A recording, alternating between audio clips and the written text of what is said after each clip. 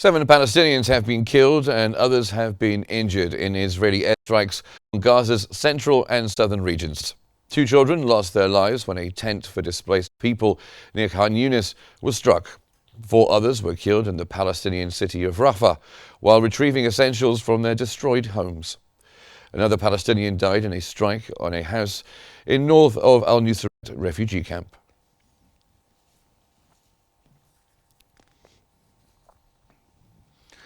Israeli airstrikes on northern Gaza have targeted a residential building in Tel El-Zata, killing at least 40 Palestinians, including women and children, and leaving many trapped under rubble.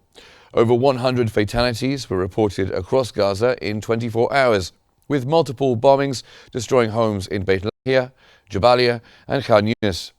Civilians waiting for aid were also targeted, further highlighting the worsening humanitarian crisis amid limited rescue efforts and severe destruction.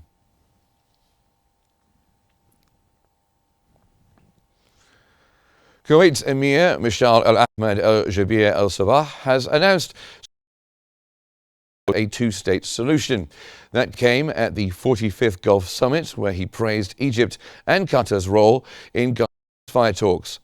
Chairing the summit, he reiterated the Gulf Cooperation Council's commitment to a Palestinian state based on international frameworks and condemned Israeli actions in Palestine, Lebanon, Syria and Iran, and called for Gaza civilian protection. The summit addressed Gaza, Lebanon, Sudan and Syria.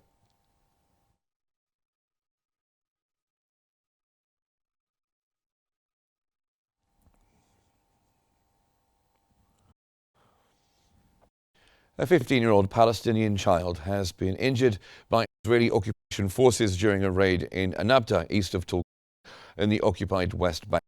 The child sustained head injuries from live ammunition shrapnel and was treated by the Palestinian Red Crescent before being transferred to Tharbet Hospital, where his condition is reported to be moderate. This incident underscores the ongoing violence during Israeli incursions into West Bank towns, which frequently harm civilians.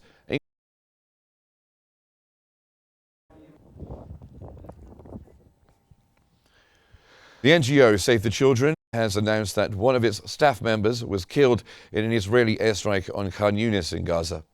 The organization stated that this marks the 2nd staff member they have lost in the region since the war began on October 7th last year. Save the Children condemned the attack, calling for an investigation. Israel, which denies targeting civilians, has yet to comment.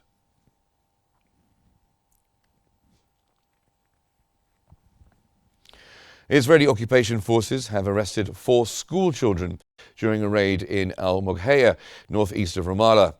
Soldiers stormed home, ransacked belongings and took the children during an ongoing week-long crackdown. Earlier, the village had endured repeated raids, detentions, house demolitions and military measures. Israeli occupation forces also seized a home for over 30 hours, turning it into a field interrogation center, further intensifying pressure on the community.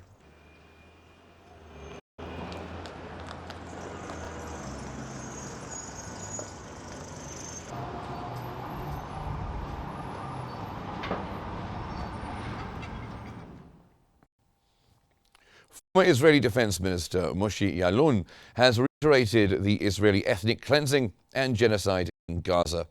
He warned that Israel's actions align with the finance minister's calls to reduce Gaza's population and restore settlements, adding that war crimes are being committed in northern towns like Beit Lahia and Beit Hanun.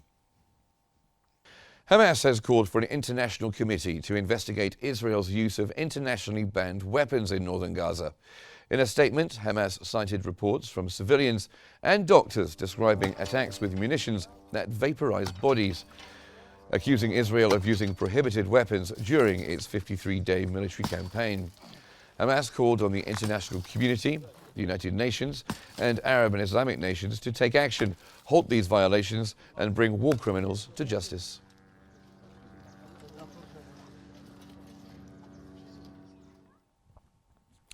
The White House National Security Council spokesperson Sean Savette has stated that U.S. President Joe Biden is relentlessly pressuring Hamas to release detainees in Gaza. Savet emphasized that the war and suffering could end immediately if Hamas cooperated. He reaffirmed Biden's commitment to securing the release of detainees through diplomacy, sanctions, and continuous efforts. The people of Gaza, they too deserve an end to the fighting and displacement. The people of Gaza have been through hell. Protests calling for a Gaza ceasefire have taken place in almost 50 Spanish cities, with prominent artists, filmmakers and actresses participating. Earlier, Madrid hosted a major event featuring performances calling for peace and a video condemning the genocide in Gaza. Meanwhile, 15,000 artists from 35 countries, led by a Spanish initiative, issued a joint statement urging global action against war and supporting Palestinians' right to statehood.